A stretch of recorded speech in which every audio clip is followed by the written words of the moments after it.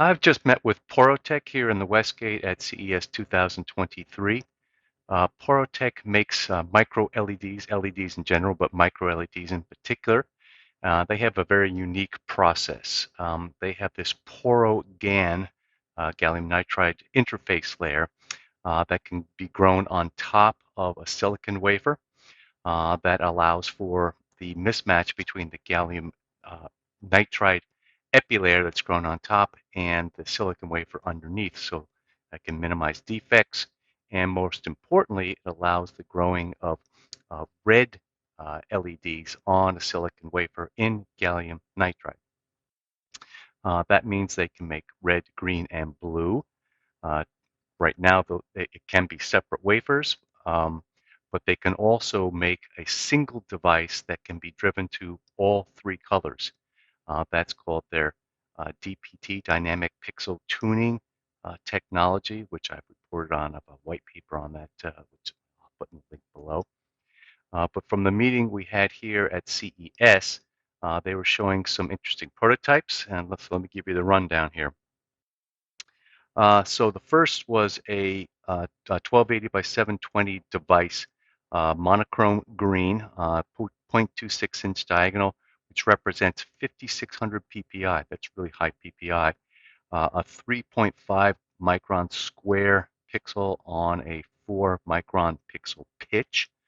They're using actually an LCOS backplane for this, and they're getting 700,000 nits out of that, so very bright, obviously. So that's really important development right there. The second thing they report is they're getting really good traction just to sell their LEDs as wafers, red, green, and blue wafers at this point.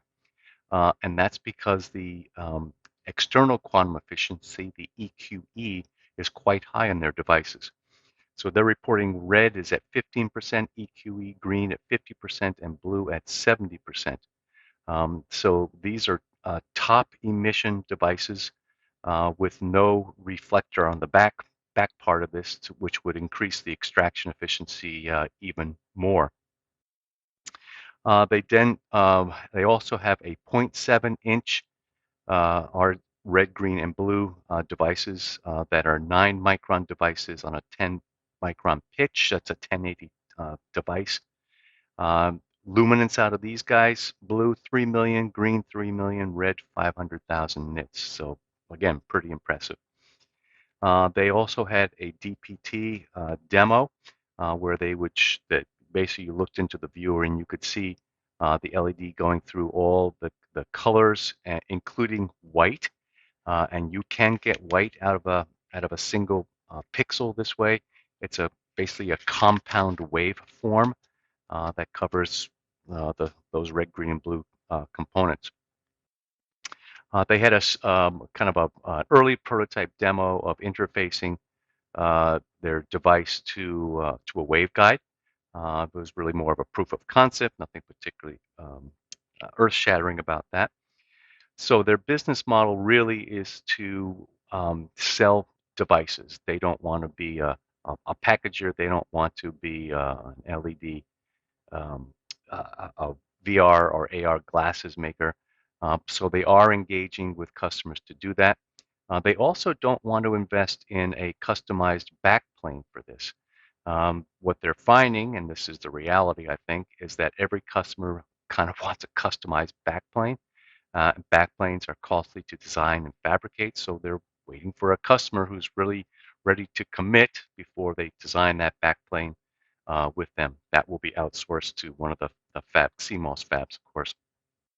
And they can support 12-inch wafers, which is really important for getting the cost efficiency of micro LEDs down, of course. They're also working with the full supply chain of equipment makers, materials providers, epi providers. They have an epi wafer relationship with IQE already, but they're also talking to other epi foundries as well as silicon foundries and deposition equipment, material inspection equipment, etc. So the other thing that's also really interesting about what they do, because they can make such tiny micro LEDs and the pixel pitch can be variable, If the pitch is a little bit bigger for, let's say, direct view displays or watches or something of the sort, you've got extra real estate that you can start to put other devices in. Think sensors or even additional compute devices that could go in those spaces. So creating these hybrid products is also really interesting. And they also talked about doing communication. So think about the ability now to have optical communication fabricated in a silicon wafer. So high performance computing with optical communication between modules. Really interesting opportunity there, I think. Early days, but very interesting opportunity. That's about all I know for Porotech. Chris Chinnock for Insight Media.